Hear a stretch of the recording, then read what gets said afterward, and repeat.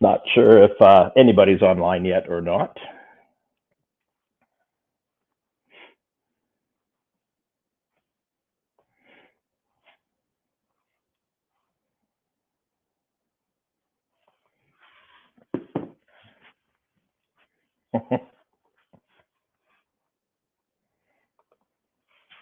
Thanks for doing the test for me, Shanez.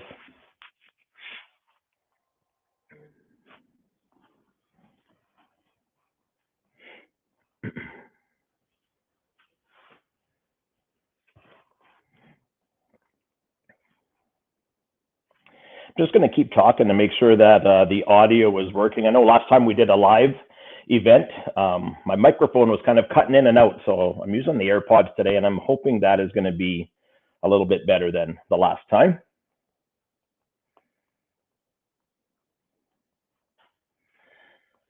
For a refresher for whoever maybe didn't get to join the last live, right in the chat window there, I put up a link that has the StreamYard.com. If you're looking to come on camera or talk live, all you got to do is click on that link. It's then going to add a prompt for me to add you, and then we can go from there. So a couple different ways to interact on this one, whether we're chatting live, bringing someone up on the screen, or chatting within the chat section. I think I find from a lot of times when people are joining in from a phone, it's kind of limited to where they can type and talk, and sometimes it's easier just to join the live stream itself and go from there to have dialogue, two-way dialogue anyways. So if anyone's willing to hit that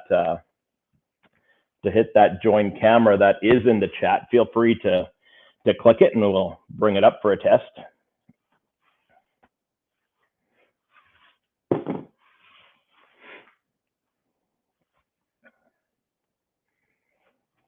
It shows that we got 5 viewers on, so it doesn't show me who they are, but to those of you that are here, thanks for joining. If you do find the chat window for this one, go ahead and stick your name in there, whether it's your YouTube handle or your Instagram or your Facebook name. And I think the hunting community, kind of the purpose of this one here is supporting and networking, right? So if you're willing to do so, feel free to put your username of whatever social media platforms that you're on in the chat, and then we can all follow one another.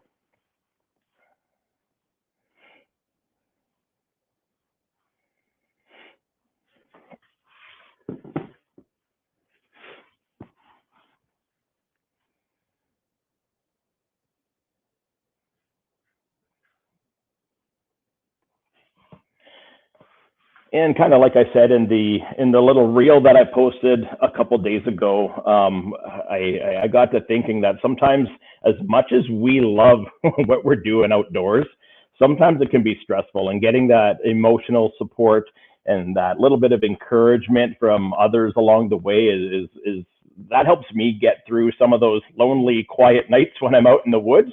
And if we can all support one another, the better it's going to be. I know for some of us, that bow hunt, man, the season's over a month old already. It started on August 25th, and maybe for some other people, it hasn't even started. Maybe you don't hunt till the month of November. But Nicholas has a question in the chat here. He says, what's the best way to find elk that are not responding to calls? I was out for a whole week and I didn't see or hear any. So yeah, great question, Nicholas.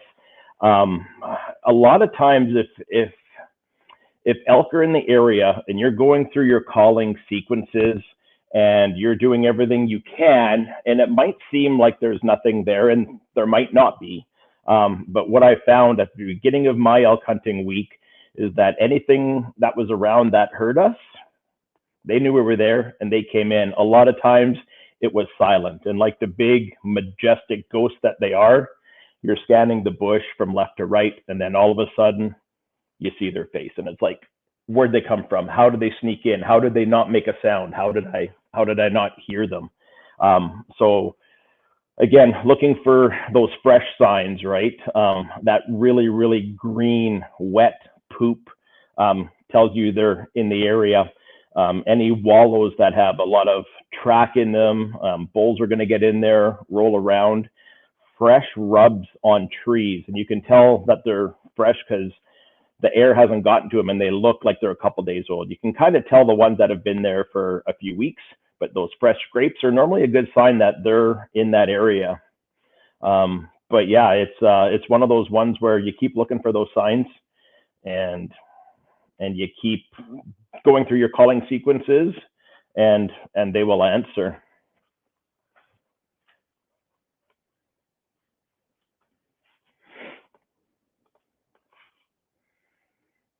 I see Ed's made it on. Thanks for joining, Ed, using wife Kim's account. Thanks for taking a break, and from building the stoves that you build, those look awesome, man. I've been following you on the socials and seeing what you're doing, and man, those things look amazing. And if I was still using the canvas wall tent, I would definitely get one of those big 50-gallon drum ones from you, and I wouldn't have to wake up to stoke that fire halfway through the night.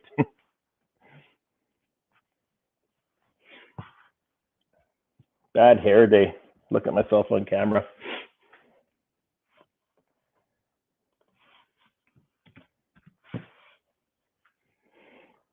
I'm assuming everyone that's joined in already has started their hunting season. Has anybody not started yet, or they're just getting geared up and ready to go?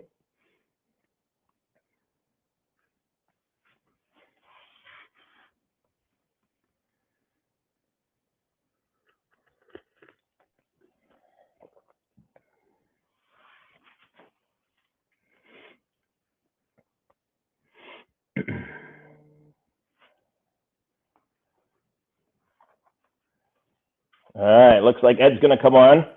There he is. How's it going, buddy?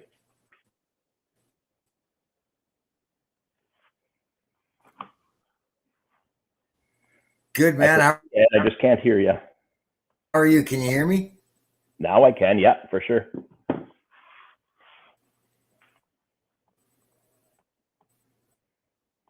Are you frozen in time? What happened? Where'd you go? I don't know. I'm not hearing you through my AirPods. I'm hearing you through my. Hello, hello.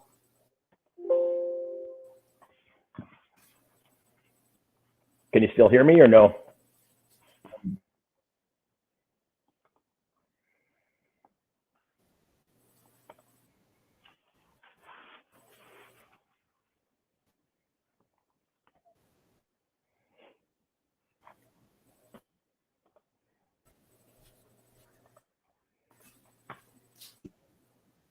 Are you able to hear me, Ed, or no? Can you hear anybody?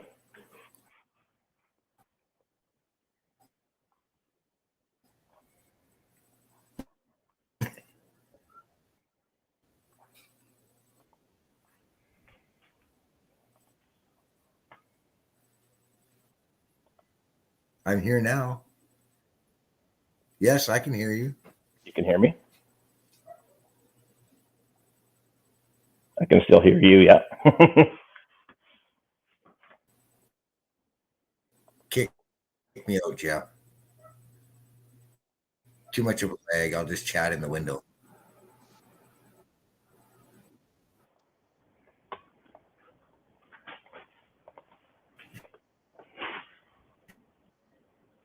So Ed, I don't know if you're hearing me, but you got a chance to get out for your first time elk hunting a couple weeks ago, right? Looks like he might be frozen in time.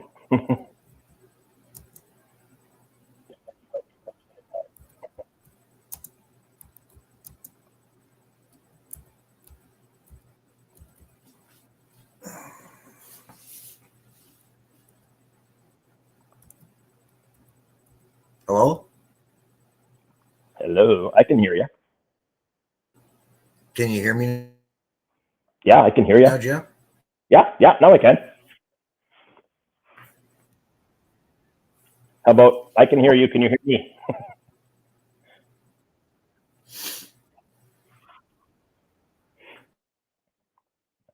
Sure can, man. Awesome. So you got a chance to, Awesome. do some elk hunting for the first time in many years. So how was that experience? I'll tell you, it was absolutely incredible. We were for 3 days. We hadn't seen any elk at all.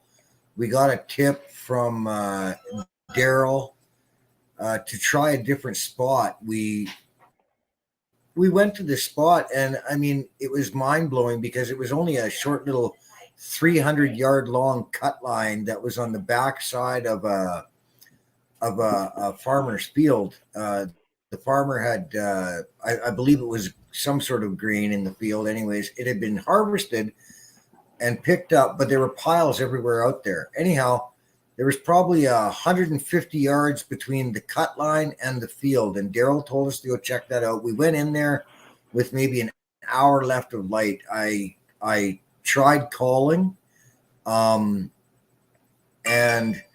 Patrick all of a sudden came running down the cut line to where we were, and he's like, "Dad, an elk, a bull just crossed the line." And I said, "Okay, Patrick, give me 2 minutes, then push the bush and see what's there." And yeah, I ran out to the field, and sure enough, there was a beautiful 4x4 bull elk out there in the field. I had him in my scope. It was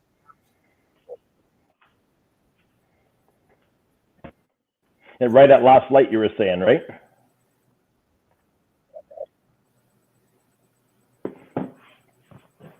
Yeah, can you hear me? Yeah.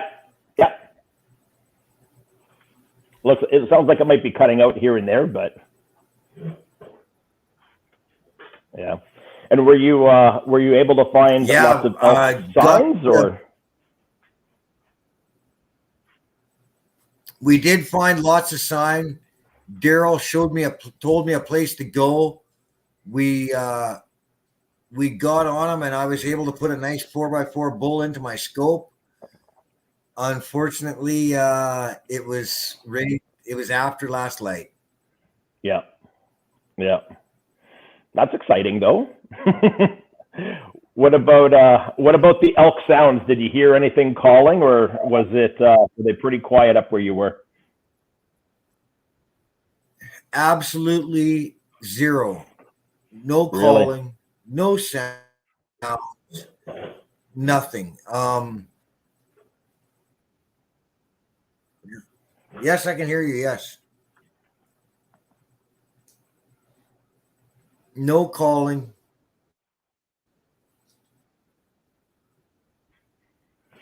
And lots of hunting pressure. I know when we were chatting that week when we were both out, you said there was quite a few camps that were there.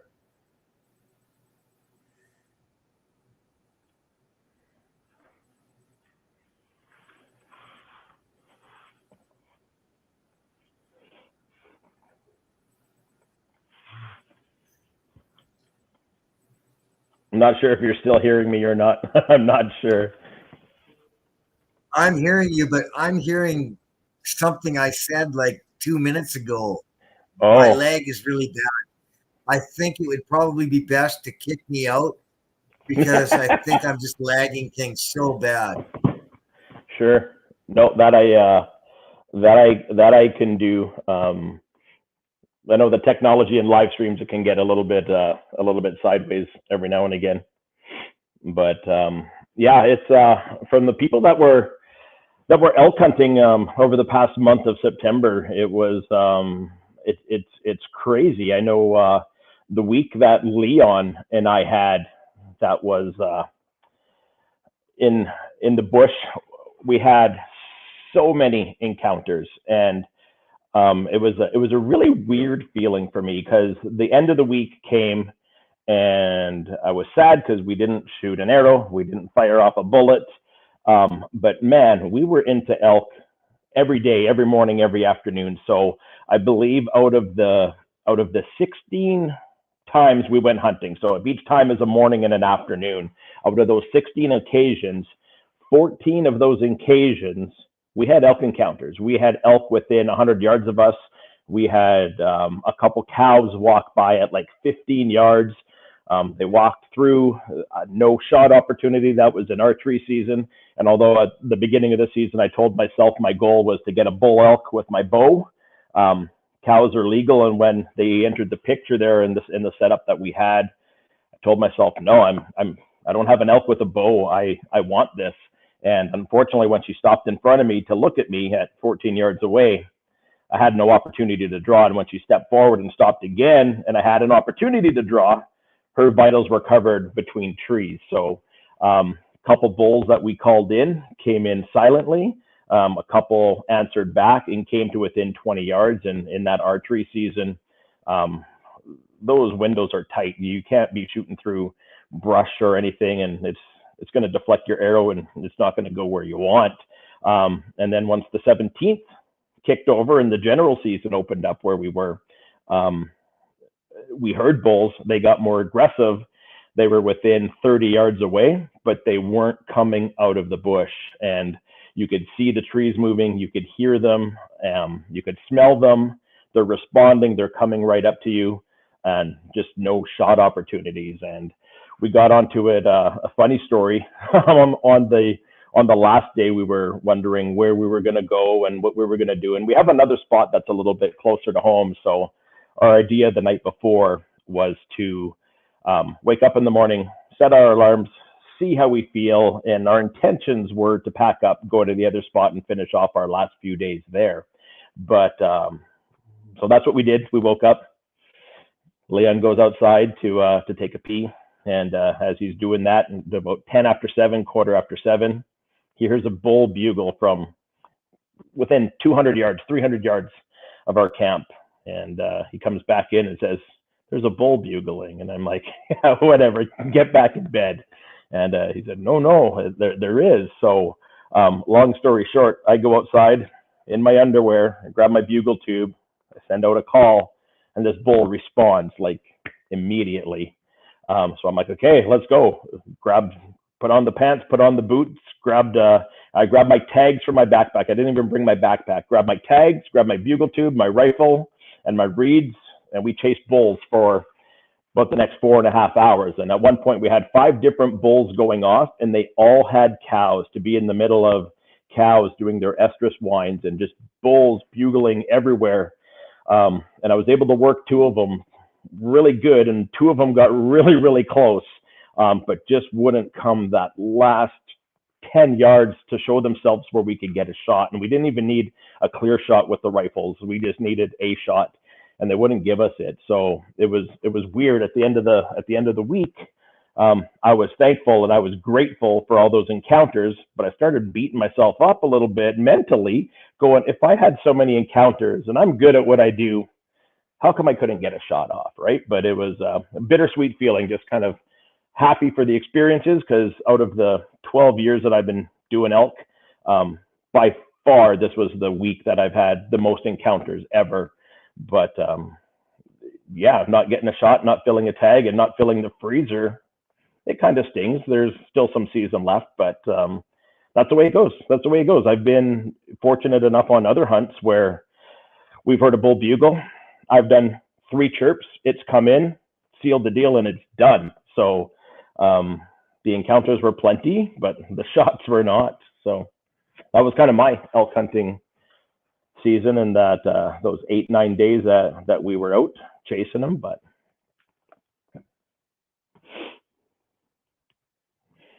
I'm not sure who else is on here. I can still see Ed kind of in the camera behind the scenes here, but has anyone been out lots yet? Anyone want to throw something in the chat, or I'll throw in that link again to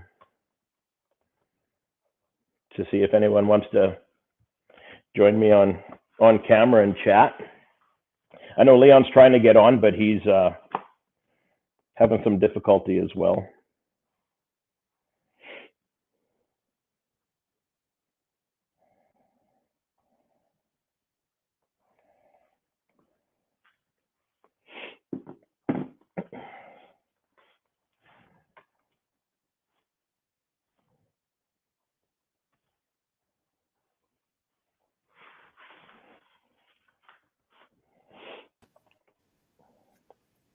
Putting you back up on screen here, Ed, just to check out our lag to see if it's good. Is this the only window you have open, Ed, or do you have other screens open or anything? Or No, this is it.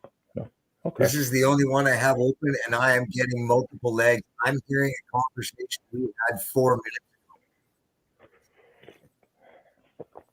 That's a lot going on. Yeah. Like I'm hearing you now talk about you going outside in your underwear right now. And this is the second time I've heard it. Geez. I wonder if it would work if you closed out and then joined back in, like if you closed out your browser and went back to my YouTube channel and then just hit that live one again. Maybe that would help reset it. I'm gonna back out. I'm gonna back out and come back. Okay, you bet. Hey, Josh, thanks for joining in, buddy. Appreciate that. You're showing here that you had the same as Nicholas, where you were out and doing some elk hunting and calling and whatnot, but nothing ever showed themselves or gave up their locations with any kind of elk calling back.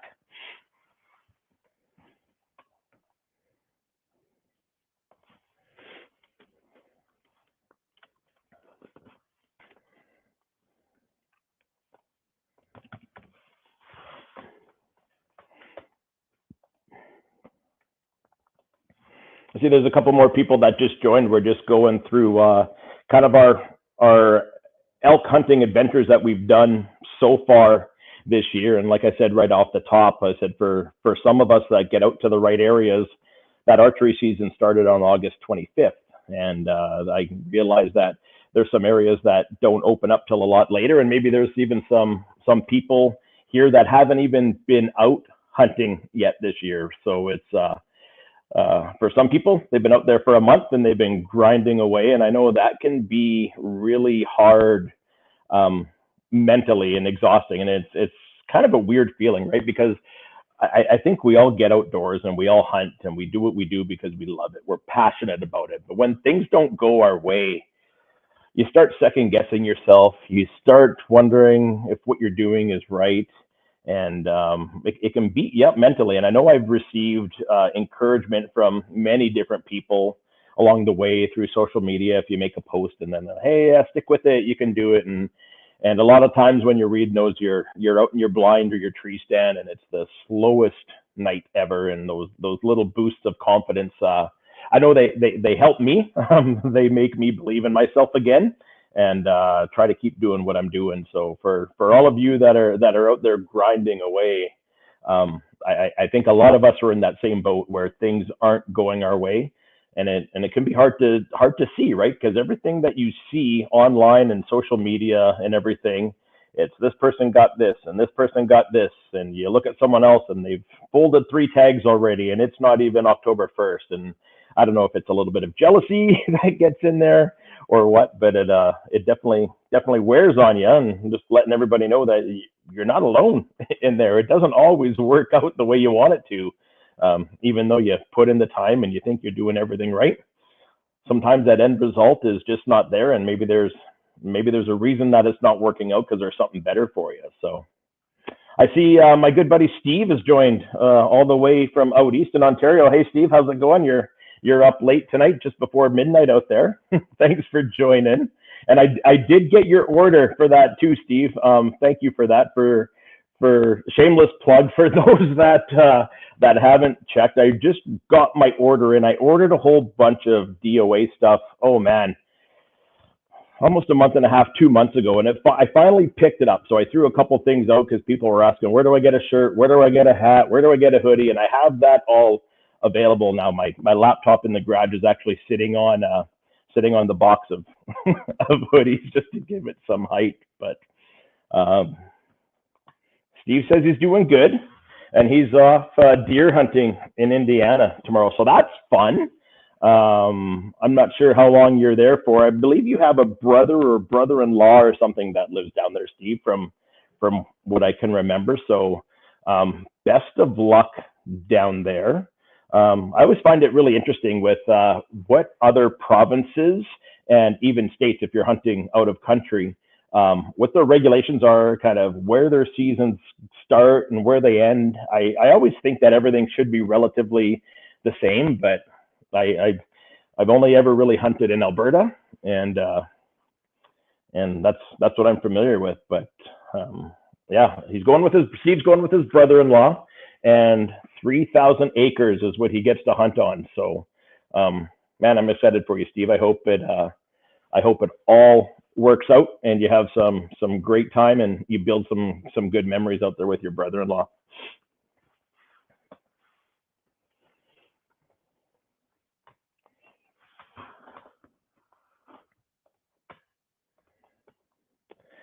I'm not sure if everybody can see the chat or not, but there's a link that I posted in there that has the StreamYard.com and the link. If you click on that, it shows basically me inviting you to come on, talk live, share your camera, talk live.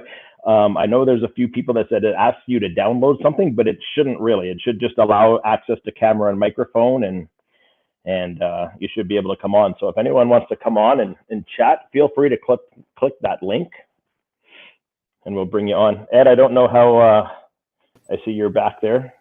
Are you still lagging quite a bit, or? No, I think I got it fixed. Good, awesome. Hey, I see Leon up there too. Right, there we go. Now we got a couple people. Hey, all my friends are here. Right on. I'm looking at Steve's comment here in the chat. He says, "Don't shoot the first ones in the first 30 minutes." And that's kind of funny because that's almost exactly what happened to Leon and I on our elk hunts just a couple of weeks ago. That very first night that we were there, and I got all four of us.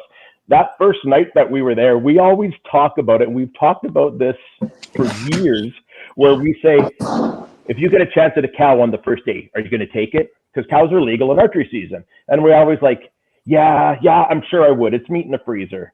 And then you always second guess yourself. You're like, man, if we're seeing this on the first day, maybe we're going to get that big herd bull on the last day. And we had a chance, but not really a chance. We had the opportunity, but not a clean shot. But we had cows that were legal that we could take on that first day. But yeah. Yeah, my dad always said all our lives, a bird in the hand's worth two in the bush. If you got it, take it. And it's like Patrick, I mean, for over 40 years, and I said to Patrick, my dream bull elk is a 7x7, a royal elk, and Patrick goes, what if that 3-pointer comes out? And I said, yeah, I'm cranking him. I'm cranking him right away, man. Yeah, no doubt. How's it going, incredible. Steve? Oh, going good, thanks. I'm not going to be with you long because I got to get to bed. I was going to say, what time is your flight in the morning? Oh, we're driving down. Oh, okay, right on. We have to throw in a wedding in Kentucky during the time as well. Oh, so it's a wedding trip with a hunting sidebar, not a hunting trip with a wedding sidebar. Yeah, all the nephews and everybody's going hunting, and they're stopping Friday afternoon for a wedding, and they're going back hunting afterwards. Oh, okay, right on. I just wanted to mention hi everybody. I know Jeff for a long time, but I'm a big fan of what he's doing here in the channel, and I really love the way people are participating with him. I went on my first elk hunt last year. I did 8 days horseback up in Fernie. We didn't get one. We came close, but I'll tell you, that's an experience I wish I learned about many years ago when I was in Alberta. Yeah. There's nothing like it. So we're going to arrange to do the same type of thing next year or the year afterwards, but nothing beats that elk hunt when you're watching mountain goats and sheep and grizzly running by and things like this. That sort of brings things to life versus grabbing a Tim Hortons, go find a tree stand, be on your iPhone. Yeah. Josh, is that rifle? Sorry? Was that rifle or bow on horseback? No, it was rifle. It was on horseback for 8 days. So we had a spike camp up in the mountains. It was incredible. I know I've done both now, rifle and bow, and there's nothing like going bow hunting. You're interacting so close. So but I'm fortunate to be able to hunt with Jeff, and we get him within 10 yards. You're just like the hair on the back of your head is just wherever the hair is standing up. I have no doubt about that. It just brings back memories of the worst girlfriend you had. Yet same issue. But anyhow, I just wanted to say hi. I appreciate this. I look forward to more of these things. And thanks, guys, for letting me join in tonight. You betcha. Thanks, Steve. Good luck on your trip to Indiana, and can't wait to hear all about it when you get back. Good luck this season. Have a safe trip. See you, Steve. Thank you. Bye-bye. Be safe. I think Josh has a question there for you, Jeff. I see that. I think he's back on. So he says, I probably won't be able to go out elk hunting for a couple of weeks. How do you approach hunting elk in October when they're not as vocal? So I don't have any success rates in the month of October for elk.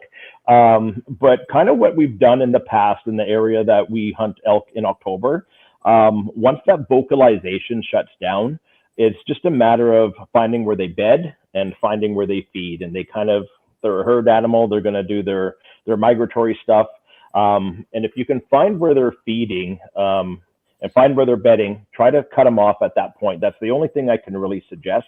Before there's snow on the ground, there's still lots for them to eat kind of everywhere, right? But when you start seeing that little bit of snow on the ground, you're going to see them go to the fields where it's easy. They're going to paw through some of the snow before the ice and everything gets on there. But my suggestion is, if there's no snow, if you have a couple cameras, put them up where you've seen elk sign, where you see little corridors or funnels, just to see how often they're passing through. And I found with elk, they're going to be around for probably a couple days in a row, and then they're going to move again. And again, if there's more hunting pressure, maybe they move and they take a while to come back. But they're going to kind of make their rounds from bedding to feeding, cut them off at the pass.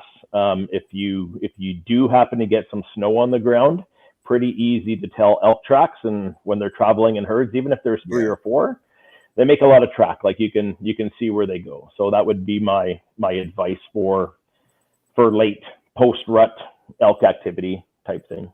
But yeah, if you can find a farmer's field if it's snowing, just watch for their tracks and stay on them. It's amazing that the tips that you guys have given me this year, putting them into play and using the techniques and the tips and using the calls.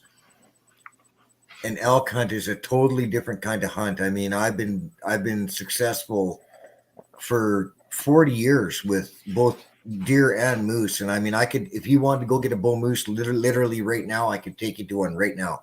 If you want to go get a whitetail buck, let's go. I got a 5x5 tied to a tree. But yeah, the excitement, the ambiance, the whole theater of the elk hunt is something that is absolutely unbelievable. And doing what I did this year, we were out there for 5 days. Doing what I did this year, it's like a drug. I'm in. I'm hooked. I was talking with Leon, and he was like, Ed, you were bow hunting once. Like, maybe you should get back into that. And it's like, yeah, you know what? Okay, yeah. Like, I already told my wife, I need to buy a bow. And she looks at me and she's like, yeah, great. There's another $1,000. I'm glad she thinks it's only $1,000. Well, I can't tell her everything. I can't, I mean, that's why I do. That's why she's in the bedroom right now, and I'm out here in the kitchen. What are you doing out here? That's where you say, yeah, the bow's $1,000, but the sights were another 400, and the rest was another 150. And my arrows, yeah. Oh, and the broadheads, yeah. But like you guys showed me so much, taught me so much, and gave me such a great toolbox to reach into, that it was an incredible success. Like, yeah, I didn't get to pull the trigger, but to watch that 4x4 walk out into the field, it was after last light, but I mean, I'm still able to see it through my scope, and I'm watching it, and absolutely unbelievable. Like, I know it's going to happen now. Like, honestly, up until this year, I wouldn't even buy a tag because I knew it would never happen. And now it's like, oh yeah, I got to have that tag because this is going to happen. You know, where Patrick and I are going this weekend, we know that Patrick and I are going out this weekend, and we know that friends have got elk and harvested bull elk in the area. And Patrick, he's like, you know, we're going to use some of those tips and tricks that Jeff has taught us, right? And I'm like, oh yeah, man, we're going to do this. I can't thank you enough for like what an amazing mind-blowing thing. When I came out of the bush, Patrick knew I'd seen it because I had tears streaming down my face. And he's like, why didn't you shoot? And I'm like, dude, look at the time. And he's like, Dad, 20-year-old dad would have done it. And I'm like, yeah, but 55-year-old dad said no. Yeah. And I can tell you, Ed, it only gets better from here. Like seeing them, and then like, I don't think if you've never heard one in the wild and it's close when they bugle, like you're just like, holy shit. Like you're just, once you hear them going, it's crazy. I know when Leon and I are out, and we even joked about it this year when we were out, and he always says, man, the encounters never last long enough. Every time it happens, it's within a couple minutes and it's done. And then this year we had so many opportunities where, man, that Thursday morning, we were out there for 4.5 hours, and it was just cows and bulls and everything. And wow. It gets better from here. To comment on Josh's question, his comment there about field hunting, I would recommend make sure you don't go at daybreak. Make sure you get there a good hour before legal light. Yeah, they're gonna start coming back in a little bit, and don't sit right on the edge because they're gonna be coming in before legal light is available. So just see where they're going, and just back up a little bit. And sorry, another question he had for me there in regards to a NASPO. Yes, you can. I can't type on here for some reason, but just get a hold of me, Josh, and we'll get a NASPO for you so you can start practicing. For sure. Yeah, and Josh is one of the young gentlemen that you teach out at Parkland, right, Leon? That's correct. The Josh I'm thinking of. Yeah. I had 71 students this year, and he's one of the. He actually won a. Last year in the NAS program, he was made one of the top shooters. He made the top shooter team, so it was awesome to see that. Yeah, for sure. I think the other thing that I'll add for Josh's question here that I'll put up here on the field, right? So if you can try to find where they enter the field, there could be a couple different things you look for, whether it's trails, if that field has a barbed wire fence, if they're jumping over it, look for that white brown belly hair that's on those barbs and whatnot. So again, if you find those areas, try to identify them. If you're with a rifle, I'm assuming you're hunting with a rifle, Josh? I think so. I'm not sure. Like Leon said, don't sit right on that trail. Tuck yourself in. Make sure you have a window to shoot. But I was blown away when you guys told me to look for a trail, and where we were hunting, it was actually fairly dry, and it was like a walking path. Like this was a beaten down path. I mean, I could not believe how well used this trail was. Like it was groomed. It was groomed. It was that well used, you know. And then you start looking around, like you said, Jeff, you know, looking around for hair and looking around for sign. It's like, yeah, man, they're using this trail. Like they're on this every day. The leaves are all moved away. Like it's right down to dirt. They're hitting this every day. And it wasn't even an hour, and Patrick came running down the line. He's like, a bull just crossed the line right now, man. Let's go. Yeah, it was incredible, man. That one area that Jeff and I found there the second last day before we packed her in, like we have never seen so many bedded areas. The highway traffic on that thing was unreal. It was beaten right down, and not just one. It was in every direction. I have it marked in my iHunter as Elk Highway. And you know what's funny? I think it was a night or two before that, we kind of set up on the corner, kind of where we went to. We're like, let's try this corner. And we sat there, and it was one of those slower nights. We did some calling sequences and nothing. And we're like, I don't know. There's some deadfall down there. It just kind of looked like, fuck, I don't know if we're going to go in there. We sat there the one night, and then that was it. But the morning that elk bugled and we went in there, I mean, if you didn't walk that extra, I'll say less than 100 yards from kind of where we stopped, you would never even know it's there. We kind of just said, okay, let's follow a trail. Let's go towards the sound. Which way is the wind coming? And I turned the corner. We got to, there was actually an old bear baiting site there. This old drum, old ropes, and like years and years ago, this was there. And once I got there, I started walking, and I looked at this trail through these ferns. And I'm not lying when I say that thing was 3 feet wide and just beds and rubs for hundreds of yards. I was just like, I was blown away. But you nailed it. You nailed it right there on the trail that Liam, my partner that night, and I found. It wasn't the actual off the cut line. The beginning of the trail was very, very faint. You almost didn't see it. And once you got that 30 or 40 yards into the bush, you could tell that, the elk were cutting across the cut line single file. And then once they got in there, they didn't care. Once they were in the bush, and it just turned into, like you say, a highway. That was just unreal, man. Unbelievable. Yeah. Kyle, you came in from an evening hunt. What's going on? See anything? It's a grind. The deer are coming out later and later and later. Yeah. Yeah, we saw them, but it was pretty dark, and it didn't work out tonight. But but that I'd hop on and see how everyone was doing. No, for sure. Are you? So I have to ask: are you off the emotional high that you were on from late August there when you shot that beauty ram from that sheet? Yeah, I was sitting with my buddy there. We were chatting tonight. Yeah, I'm over the high a little bit.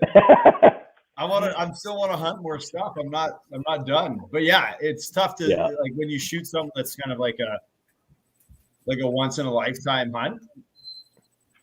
It's tough to really complain about your season, but it's been slow since then. I'm ready to drop something. That's for sure. For sure. What about you, Daryl? I know you were out elk hunting for that almost that same week that we were. Have you had a chance to do anything else outside of that, or? We went on a goose shoot and shot 26 geese the other morning, and we're probably going to do it again this weekend. But we're ramping up to go back out after elk on October 11th for like 8 days again for round two. So round two in the late season, now that it's October, is going to be more of cut them off at the pass, like we say. Right? You got to find out where they're traveling. You got to get to that pathway before they get there, right? So in the morning, like you guys said, you got to get in there early, because if they're crossing from the fields and heading up into the hills, you got to try to intercept them. You'll still hear the bull bugling in the morning in October sometimes. And I've even heard them in the evening, bulls screaming at cows. But it's a matter of getting in front of them and trying to set up and be there before they're there. So it's an early game, and then it's hope you have enough light game at last. We ran into that where my buddy Richard was, he got within 100 yards of a bull that was coming right in, but it just got too dark. And then once it got dark and we were in the bush, it was just blackout, and then that was it. You couldn't see. It was like 2 minutes later, it was time for headlamps because you couldn't see anything, and just run out of time. And I think that full moon that we all had, that we were hunting there, September 17th for opening. The full moon played a part in kind of moving the animals at weird times. So it was a bit different, but Richard did have a chance on opening morning with a bull at 32 yards, but it didn't work out for him. Just put it that way. We had another bull that week too. 2 days before that, Richard got to full draw at 30 yards on I think it was about a 6x5 bull downhill from us, and he stood right behind the spruce tree with just his nose peeking out and his butt peeking out on the other side, and he had no shot at all. And then when he finally spooked, we tried to stop him, but he ran like right behind a big batch of willows and then stood there and bugled at us, and it was like, oh geez. Yeah. We came 4 times crazy close on connecting. 3 times with a bow, 1 time with rifle. But if it would have been rifle, it would have been done on the other ones. Yeah. But I had a bull and cows come in at 66 yards to me. And the wind was swirling all over the place, and the cows detected something, and they took off and took the bull with them. And that was it. And the final morning I had a bull come in, and it was a 2x1 spiker. So this wasn't big enough, but that's all right. Yeah, but now that it's later, it'll be a little bit cooler out. They'll be moving a bit more, and then you see those beat down trails like Ed was talking about, where it looks like a cow path, even though there's no cows there. That's the best part about finding a wicked elk trail. Yeah. Oh yeah. Yeah, for sure. For sure. Another thing that was a little bit against me, and it was a little bit against me, but in the same breath, it was something valuable that I'm really glad I was able to participate in. My son was with me, and we brought one of his friends, and his friend has been hunting with us now for 4 years. But before then, he'd never been in the wilderness. He'd never been in the woods. He didn't know how to light a campfire. He didn't know anything like this. And Patrick and I didn't have a problem. Like, we would get up at 3:30 in the morning, Liam was horrified of going into the trees in the dark. Like, I mean, horrified. I remember that feeling. Yeah. At one point there, we were rifle hunting, but at one point there, I turned around and he was literally like 12 inches, 13 inches away from me. Like, we were almost touching. And he's a big guy. He's like 6'3", and 200 pounds. And at least he's honest. I said to him, "Are you okay?" And he's like, "Man, I am so scared right now." So it was tough for Patrick and I to be able to hunt, because we're trying to also teach him at the same time. And I'm not making that up as an excuse or anything like that. But it's nice to be able to teach, like you guys are teaching me. It was nice for me to also be able to teach him and show him a little bit about moving around in the dark and whatnot. And it was really unique to watch him over the last 4 years slowly mature and get better at it. He's got a long ways to go, though. Yeah. That's that sometimes is with a newer hunter like that, that's when we take him predator hunting. We'll go out after coyotes. Yeah. And we'll sneak out to a spot in the dark and set up in the dark until light breaks, and then call from there to call coyotes in. It just kind of gets them out there early morning, kind of gets them the vibe of walking through the bush without being able to see anything. And then you peek out to a field, set up for your coyote call session, and then, wait for enough light so it's legal before you can call, right? And then that just kind of helps train the person. And if you're out in the farmland doing that, you're not so much worried about grizzly bear, cougar, wolves stalking you in the dark. It's just a little bit less nerving. And then once they finally do get out in the actual, like, full jungle of the woods, they'll be a little bit more easy, I think. Yeah. I was gonna ask. We were talking about predators, Kyle. I know you ran into that cougar last year. Any signs of it this year, or anything on cameras, or when I was bear hunting? Yeah, that was so this spring. Yeah. Oh, okay. That was crazy. I've never had something like. Well, I've had some cougar encounters that I don't talk about on camera too much, but yeah, I haven't been back up there. So okay, I thought that was in your. I thought that was. Oh, okay. And then I had some cougars I thought on camera here, but I think they weren't. Like it just looked like a female just poor quality trail camera pics, but Okay. yeah, no. But has anybody noticed in the bow zone how bad the coyotes are this year? Yeah. I It had them is going off last crazy. night. Yeah. Really?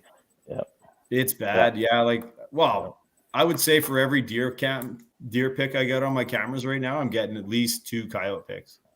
Really? Yeah, and they light up at night. It's crazy that Yeah. we have some serious predator control needed. By one of my cameras, I always get a couple pups on it, like every spring when I first throw out my cameras, normally in July once I'm back from bear hunting and whatnot. There's got to be a den close by because every year there's a couple pups that are running around Really? and whatnot. But yeah, I say it every year. I'm like, yeah, I got to get out there and just manage them. And I'm guilty. I never find the time to get out there and do it. Yeah, we do it because it's great practice, right? To be able to call an animal in and trick them and learn to not move when they're approaching and stuff. And especially if you can go coyote calling a bunch of times and use your, low caliber rifle, fine. But then you do it a couple times with a bow where you're the guy up front with the bow and your caller's behind you, just like an elk setup. And then you shoot a coyote with a bow from a tree line that's out in the field. That's like super elk practice, right? It was really cool this year because Daryl, you let me use that pack, and in the pack you had put like that whether you want to call it an umbrella or a mini blind or whatever. Yeah. Anyhow, I sat up on a fence line and I put that out in front of me like you told me to. Yeah. And I had that one coyote come in, and I bet you I didn't have a rangefinder with me, but I know he wasn't even 40 yards, and he looked right at me and didn't see me, didn't do anything. I sat perfectly still. He turned to walk away, and I gave a little chirp with my diaphragm call, and he turned right back around, looked right in my direction. But I didn't crank him because I'm out there looking for bull elk. I would, otherwise, yeah, he'd have been smoked like right there, man. Yeah, we tell people every time, make sure to help control the predators. They're out there. Yeah. They're out killing all our fawns, which mean less and less moose, less elk, less deer every year, right? Talking to the fish cops before, they've said that for every one deer, there's 9 coyotes in some places. Wow. So you see one deer, you think there's 9 coyotes, like pups and male, female, the whole litter, right? Like sometimes there's tons of them. And when you hear them all yodeling and going off like that, yeah, man, if they're in your area, you for sure, you get them at night. I get them on camera and they're chasing fawns and pushing deer around and, even chasing people's livestock. They'll come into people's farmyards, eat the dog food, and then steal the cat and leave. Yeah. So yeah, not a good thing. So get to control them. There used to be a guy out of Morinville that would buy them off you too for $50 a hide. I don't know if he's still around or if you guys know anyone else that would be buying them. Well, usually once their hide is good enough, like later in winter, once their hide's good, like my buddy Richard just said, he's a trapper. So he traps them. Plus we go predator calling and then call him in. He harvests the fur and puts it on a stretcher board and he cleans it and does all, and then he sells it in the fur market. Right. Okay. So that's one way to control them. But, it's a good thing for everyone to practice. It's a great way for a new hunter for sure to learn how to move the around. whole thing. Yeah. Yeah, they get on it. It doesn't take long. I was actually telling we were chatting coming back from hunting tonight.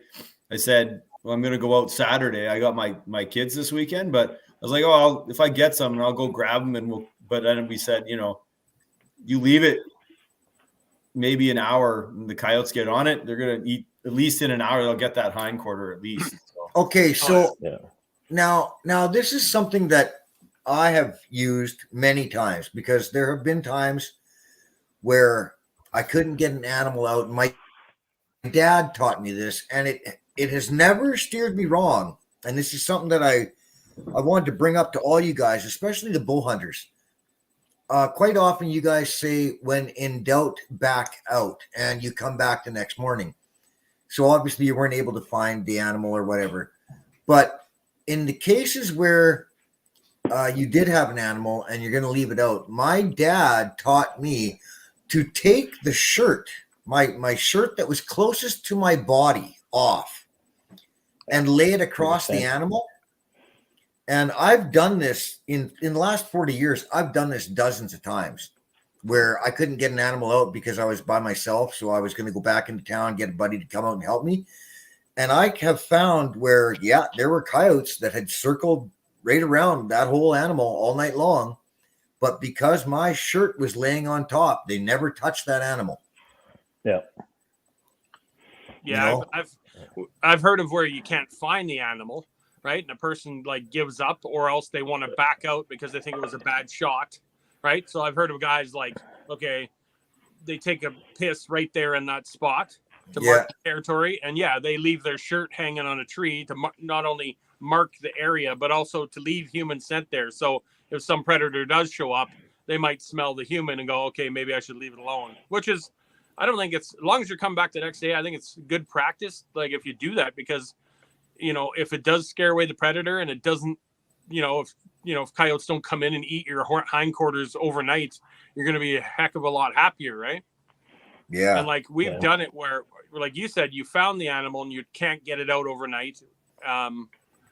We've done that and tried it, but then we had a bear steal an elk, like steal a whole cow elk right off a line that we couldn't get it out of, and end up having to argue with the bear to get it back. So was that a grizz was on it? No, black bear. It was outside of Oakfield, and he just decided to come out and find the elk and go, "Hey, a free elk, wicked! I'm just gonna borrow it."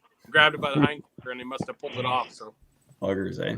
Yeah. But, yeah, I think it's a good idea if you leave something there to hopefully they don't, so in the morning you come back and you can find your spot where you last left your track, but then at least your scent is there for, keeping predators away. So I don't know how many people practice doing that, but it's a last resort kind of thing. So you might as well try it, I think. Yeah, it's always amazing how fast everything goes overnight, right? Like there'll be times where we're cleaning out a deer in the field and you can hear and see the coyote's eyes no more than 100 yards away, and they're just waiting for you to leave, right? They find stuff pretty quick. Here's a little story from that sheep hunt this year. Yeah. So in Catamount, where I was, don't give away all your secrets. It's not that a lot of people know. Whatever. Yeah. There's a lot of coyotes there now, actually. So they did some wolf control, and the coyotes have moved in. And in fact, like right in the basin we were in, like they were lighting up every night. Anyways, we get back. It was like 1 a.m. after hauling that friggin' sheep out of there. And we get back to camp, and I was exhausted, and we didn't have enough water. So we had to go down to our water hole. So I left the sheep at our camp. Hung the meat up, and we're going down, and we were worried about bears. So I had my rifle, and we were worried about, then about halfway to the water hole, the coyotes like start sounding off right by our camp. And I had this vision in my head of those friggin' coyotes dragging my ram out of the thing. So I sprinted back up the hill and I gave my buddy my rifle, and I said, "You go get the water, or I'll be back at camp." So Did you had it hanging, Kyle? Like you had it up so they couldn't reach it, or no? It was, but the head, we just had some rocks where we'd been sitting on, so I put just the head and cape on the rocks. But I just had this vision of the friggin' coyotes dragging it off and losing it. Oh yeah, that would have been nightmare. Yeah. Oh yeah. But I had a quick question for you elk hunter guys. Have you guys ever had any success in calling in like the second estrus, in, like say end of October ish? Not myself, no. Daryl? Well, I called just to get elk out of the bush. Yeah. But more of just like location bugle out in the field to let them know I was out in the field before they came out, like earlier. And actually I had time with a rifle to be able to shoot a bull. So I called out in the field for a while, about 15 minutes before last light, and had a bull answer in the bush, bugle like 10 times as he was coming down the hill. And he pushed like 6 cows out in front of him and came right out to like 80 yards, and I dumped him. But it was, I don't think it was really me calling him in. I would think it was just more of me making the elk think that other elk were in the field early. Oh yeah. So they came out because they thought, their buddies are out there already. So they're like, oh, okay, I'm just going to come out. And I think the bull was just pushing the cows with his bugles just to herd them out into the field. So We're still making them feel safe, right? Like, hey, there's someone else out here. We're good. Yeah. Oh Yeah. yeah. And that's what I did in January of this year, where it was last light on my final day, and I started cow calling because nothing was happening, nothing was moving, lightly snowing. I had like 10 minutes left, so I just started to just cow call, just chirp, chirp, chirp, chirp, making a bunch of different tones and stuff. And next thing you know, a cow walks out at like a minute and a half left of legal, and boom, that was it. Yeah. So as long as they think another animal's out in the field, then sometimes they think it's safe to come out and take a peek. So it's worth a try, especially if you only have a few minutes left, the last light. Yeah. And that's your only chance, right? Yeah.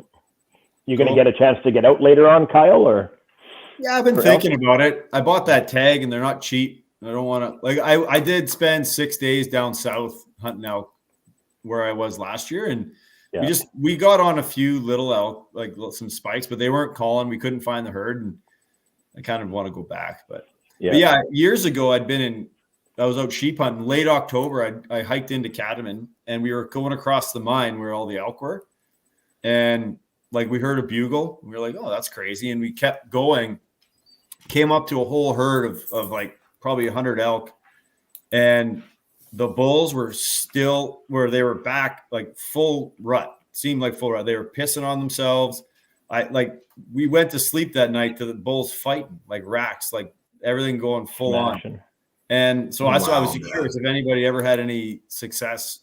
We were hunting sheep, so we just cruised past them, and they were on the mine. But I didn't know if that was just a phenomenon to the area, or if it worked other places where you might be able to call them. But it was crazy. I know. I was chatting with Justin the other day, who you met up on the hills there, Kyle. Oh yeah. So he was out there again. I saw that weekend. Yeah, and he had. He said, I don't know how many hundreds of elk, like different herds. And he sent me a couple of videos that he had, and like 200, 300, like just covered. So I think there probably is a little bit of different activity on the mine, but I mean, I don't know. I've never seen bulls fighting in October, but normally by then I've given up on elk hunting and trying to tag myself a deer. Man, don't ever give up, man. 43 years, man. And I got one in the scope this year. Right. Yeah. It's it's funny. Leon and I came back from our elk trip, and I'm like, okay, I think I'm done. So the bugle and the reeds went in the tote, and then I was able to sneak out for a day trip, which is, oh man, when you leave at 2:30 in the morning and you get back at 11, it knocks you silly for a couple of days. But I'm looking at my stuff on the table. I'm like, okay, I think I'm done with elk. I can put it away again, right? And I'm just like, then Leo and I talked on the phone the other day, and we have a different plan for maybe a couple weekend things, and I don't know. That's right. But fun times. Yeah, Speezer's calling. Do not stop. Yeah. It's a long off season. You had touched on it earlier too, Jeff, about saying, and I do get kind of like, oh man, are you kidding me? Because I'm watching, Instagram or whatever, and it's like,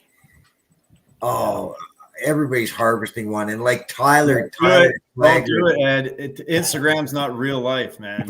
Well, Tyler Slager came out, and I finally got to meet him, and honestly, like 40 minutes after I shake his hand, I get a picture of him with that giant bull elk, and I'm like, dude, you could have taken me with you.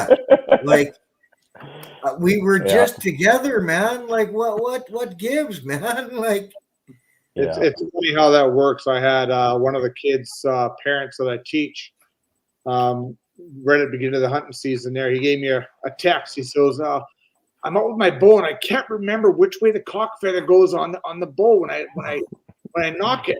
I'm like, okay, this is the way you put it. Depending on what type of drop away you have, this is how it goes. Text me 15 minutes later. I just shot a bull. Oh. That's it. Yeah. It was like, guys, 5x5 too. It came running right across the field, right at him. Like, look, I'm at the point now, guys, where look, okay, I was a butcher for 17 years. I will pack your game. out of the bush and cut it up for free, man. Just put me in front of an elk, okay? Yeah, going back to like even like Tyler Slager there, right? Like he's for those of you that know him or whatnot, he was out helping his dad. His dad has a farm and he's been out running combines and all that kind of stuff. But realistically, he was out there for like 3 weeks, and him and I would chat every day, almost every other day. And he's like, "What about this? And what do you think?" And I'm just like, "Man, how you holding up? How you holding in there?" And he's like, "Yeah, I'm tired and I get it, but I mean, good on him. He stuck with it." And 20 some days later, he shot that beauty elk. And yeah, it's too bad that one tine was broken, because I was looking at his picture, same thing when he texted me there, Ed, and I was like, there's something going on here. Like it should be a 7x6, but yeah, it's I don't know. It gets hard. You're out there doing it and you love doing it, but man, if anyone else is like me, you start second guessing yourself. And there's even times where I'm like, I'm going to find a different hobby next year. Like, this is too hard on my heart. Like, I beat myself up and I shouldn't be stressed about this. I love doing this. Why do I feel stressed out? And you go back to the Instagram posts and everything else. And I mean, I think everyone on here knows Logan Johnson, right? You're like, fuck you, Logan. $2 and Anna, like, come on, man. But I mean, he's putting in the time, but it's, I don't know. Is it jealousy? Is it I don't know. Do they show you all the failures? I don't think so. I'm genuinely happy for the people that get it done. I really am. I'm like, that's awesome, and I just keep telling myself, it'll happen to me. But it's my turn. It'll happen. Yeah. And But it will. Yeah, like that's the thing. Yeah, it's all. Yeah, you put it in that time, and the thing that I find with social media is that, like, it's so huge. Yeah. So we think everybody that we know is shooting something, and really, like, it's a small percentage of the amount of people that are out hunting. Yeah. So if you want to guarantee to shoot something, those 3D courses are always out there. There you go. I'd still probably miss. I still do. We'll see how good Ed does those on butchering them for us. Hey, man, I think foam should taste good with a little bit of barbecue sauce on it. Yeah. I don't know. It's you gotta. What I've found with hunting is if you can just put yourself in a high odds place enough times, it's going to happen. And you do, you do a few things right, then it's going to happen. Yeah. Eventually. If you go to the spot where you see those animals enough times and you put yourself there, you play the wind right, you do a little bit of the right things, you're going to be successful eventually. And then you'll be the one, and everyone will be like, man, look at Ed. He's friggin' got an elk. And I'm sitting here on year 55 and or whatever it is. Yeah. So it's just going to be, it's just the time and events. That's what my dad always says, time and events. And put yourself in the right place at the right time.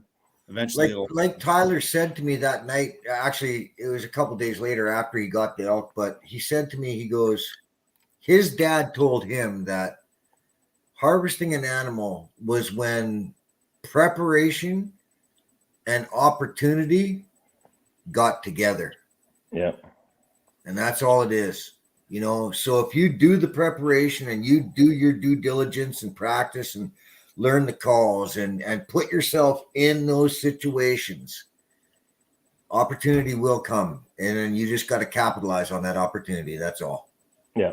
And all of us know it. We've all been out there in the woods a million times, and we've been sitting there and put our rifle down to have a sandwich or something and looked up the line and went, oh, there it is, Yeah. So it's just a matter of time. I know that. Now that I've been getting some coaching from some true elk hunters, man, the world's going to change. Patrick looked at me, my son looked at me when he was out there, and he's like, you realize that, Dad, within the next 5 years, we're going to get elk. And I'm like, yeah, man, it's not a game anymore. This isn't a crap shoot anymore. I've actually got people that are actually helping me and are interested in me getting one. So yeah, Patrick, we're gonna get one of these days. It's gonna happen, brother. Yeah. I'll share something that Kyle and I were chatting about probably a couple of weeks ago. I can't remember if it was before I was elk hunting or not, but I'm trying to tell myself this year to like always be ready, right? Like I've been caught where I've been in a tree stand, sitting down with my feet dangling or my bows on the ground. I'm like, oh shit, like caught me with my pants down, right? On my phone, yeah, like it's true, right? And there was one night that I was sitting there, and again, it's a slow night, and I'm just like, So there I was, and Kyle and I were messaging, and Kyle, I don't know if you'll remember it, he was like, no, killer instinct, think like a killer, get this done. And that little blurb that you had said to me in that text message, I'm like, he's right. Like, what am I doing sitting here feeling sorry for myself, going, nothing's going to come out? And I'm like, okay, not ready. And like, just those couple words of encouragement, man, I was like, hey, no, he's right. I got to think like a killer. Yeah, here I am. I'm in the game. I'm ready. And I put the phone away, and I mean, nothing still came out, but those words that you said, Kyle, like it sparked me back up and got my head back into the game. So thank you. Yeah. Oh yeah. I found the big thing with me was that I was going out a lot of times kind of lackadaisical. Years like this would have been a few years, maybe 7 years ago, when I was starting to bow hunt more. And I'd go out there and I'd kind of wander around, and I got intentional a little bit, and just really kind of that, like I said, that mindset of just like, I'm here to kill things. Like, I got into a little bit of a different mindset of like, like be ready. Like you're here to hunt and be a little bit intense. Like, so be really like, be ready and be there to kill. Because and then that also got me too. I started to film. You film a lot, and so I was trying to get all these great films and all this stuff. And last year I put it away a little bit, and I stopped. I'm like, you know what? Like, yeah, filming's cool, but like, look, man, you haven't shot a whitetail buck yet. That's what I kept telling myself. Like, what am I trying to do? Get this great film, or am I trying to be successful at bow hunting? Yep. So last year when I shot my deer, my camera was in my pocket, and I'm like, yeah, I'm not playing around. Like, I'm not going to try and like fiddle with this thing and get the right angle and zoom properly. And you know what? No, I was like, no, I got to be concentrating on getting my release on properly, like get my ranges, make sure I'm like set my body's position right, so that, and then draw properly. Like, I'm not here to try and be the next big thing on wherever, right? So I'd rather be more successful at bow hunting and killing animals than getting a sweet ass video. Although I am still trying to video stuff. That's what I was trying to do tonight. But I was the backup guy. I was there to film, not Yeah. No, I've been busted before, and I've had it where trying to get something on camera cost me an opportunity as a shot. It gave up my position. I made a noise. I had movement, and it's just like, oh man. So now it's like I can still tell the story, capture as much as I can, and whatever I capture. But my main goal is still the freezer, right? I want stuff to put on my smoker. That's my goal. I like that about, like, when you see hunting videos or shows like that. Like, I like watching your stuff. Like, it's real, right? Like, you're out there actually hunting. You don't have some, cameraman that's hanging out with you all the time, and you're just anyways. I like those genuine things anyways better. But it's funny when I had to change my tune a little bit with the whole filming thing. Yeah, I got home the other night, and it was one of those ones where I sent a text message to Shanez, my spouse, and I said, out of the bush, I'm on my way home, see you in half an hour kind of thing, right? And I walk in the door, and she's like, so how was it? And I'm like, I need to find a new hobby. And she's like, no, you don't. But one of the things that crossed my mind is because I still love the outdoors, and don't take this the wrong way, but I'm like, man, I wish for one season I could put away the hunting gear and just go and film someone else's story. Like, I find so much enjoyment in that. And I mean, I don't know, like, just to go and be a part of it still, but capture someone else's story. I'm like, one of these years, I think that's what I'm going to do. I'm going to be like, hey, let me follow you around. I don't know. I think and call elk while I'm filming.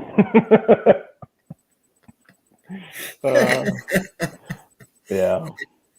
Okay, well, I'd like to volunteer right off the bat to be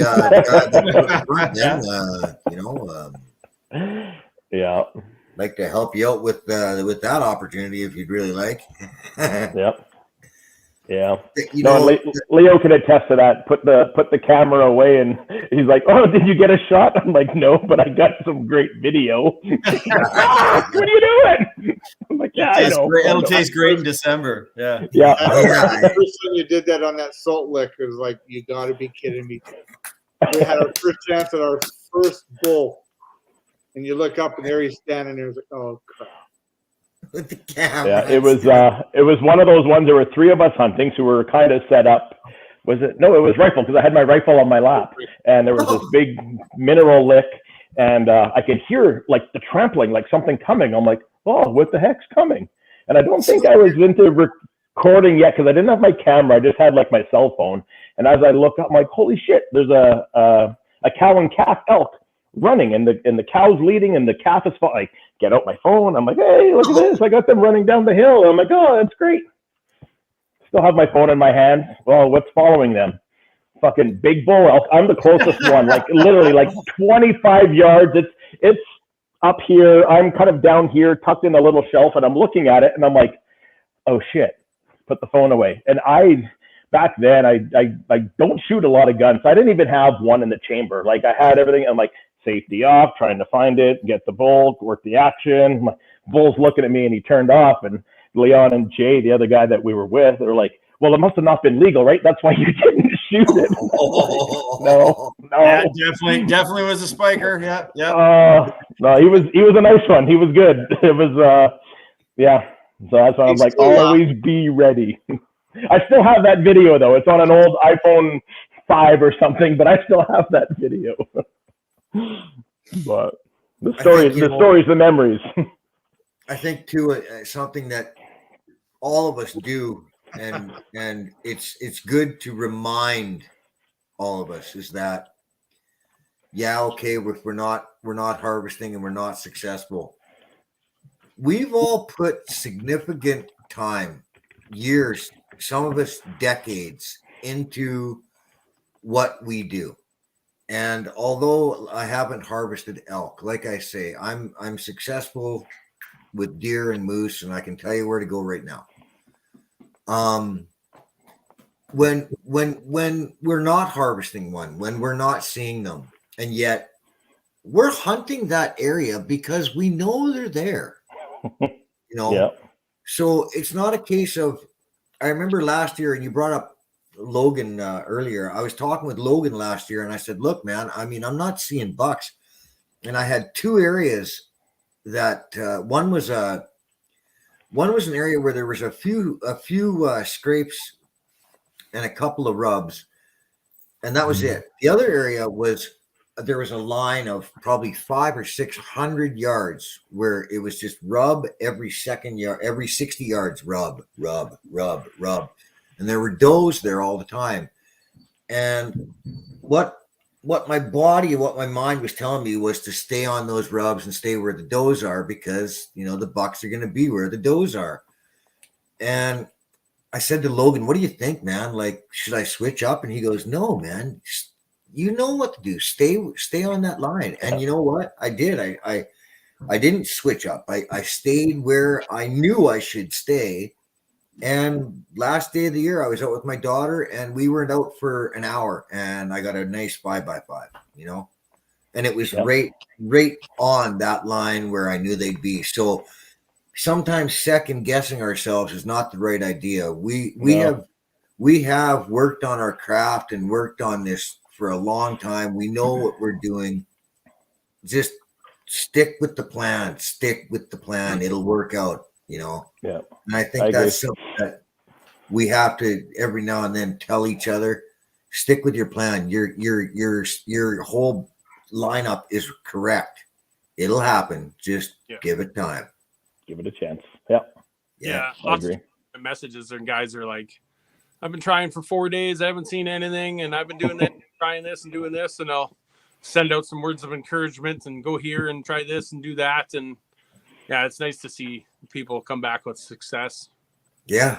You know, I did it. I got one. And my son got his first, you know, cow, moose, elk, deer, whatever it may be. But, you know, seeing that is cool.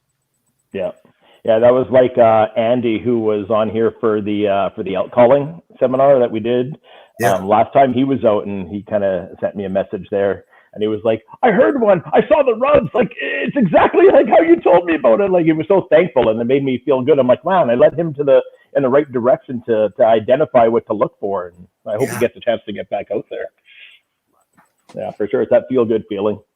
Is that Andy, Time to the tree the good. fisherman? Big Fisher guy? Yeah. Love that dude. He's awesome. Yep. Yeah. He told me, he's like, you let me know when you want to go fishing. I'm going to get big. I'm like, fuck, dude, the biggest fish I caught was like this. Like, yeah. So, yeah, I'm already looking forward to ice fishing too. I don't know why. It's not even done hunting season, but I'm like, yeah, I can't wait to hit the hard water again. But Like I said, you guys in the last 6 months, 8 months have changed my whole outlook on elk hunting, man. And man, it's just incredible how, like you said, Daryl, you gave me a couple of tips, and a couple of words of encouragement. And I phoned you that night. We were in the truck on the way home, and I'm phoning you, and I'm like, dude, I got one in the scope. The first time in over 40 years, and I had it in the scope, man. I was so jacked up. It was unbelievable, man. When I came out of the bush and Patrick looked at me, he was like, you saw it, didn't you? And I was like, yeah, man. Yeah. It was, Not close. and I said, I looked at my watch. It was just a little bit too late. And he's like, dude, Dad. He goes, Dad, we're going to get one. Jeff and Daryl, just listen to what they're saying, man. We're going to get one. And I'm like, it'll happen. It's going to happen. Yeah. So now you just have to have that experience from 10 to 15 yards in the bush. You'll just like, I'm ready to give up all other hunting except for elk. Yeah. It's insane. Yeah. Yeah. Right on. Okay, guys. Well, thanks for hopping on and joining. I appreciate you guys jumping on and chatting. And I know, like I said in my little reel and stuff that I did, it kind of feels like a grind sometimes, and you shake your head. So to get on and just chat with other like-minded individuals and hear the stories, and I don't know about you guys, but this provides inspiration and help for me. It's just like, yeah, okay, I'm rejuvenated. I'm ready to get after it again. And so thanks for joining. I appreciate it. And I think if I can be of help to anybody on here, by all means, everyone's got my number. Reach out. Let's support ourselves through the next couple months here and enjoy the season as much as we can. So. Absolutely, guys. The same goes for me. And like I said, I was a butcher for 17 years. If you guys need some help, man, I know how to use a blade, brother. Just give me a call. You'll be one of my first calls, Ed. No problem, man. But, yeah. If anybody else, just throw it out there. If anyone's stuck for a cooler, I built the cooler this year, 5x10. It gets down to 2 man, I wouldn't call that a cooler. That is the most outrageous thing. Like wow, man, you've got an entire butcher. Like, wow, unbelievable, man, fantastic. Turned out well. I was pretty happy. Yeah, we're gonna. Now we're looking for other people to fill it because we can't. All right, guys, I'm out of here. I gotta get up at the butt crack of dawn. All right. Okay, awesome. Thanks a lot. Thanks a lot, boys. We'll talk to you later. Josh, thanks for tuning in. Josh, appreciate your questions and your involvement there, buddy. And good luck the rest of the way. And if we can answer any more elk questions for you, by all means, feel free to let us know as you go through.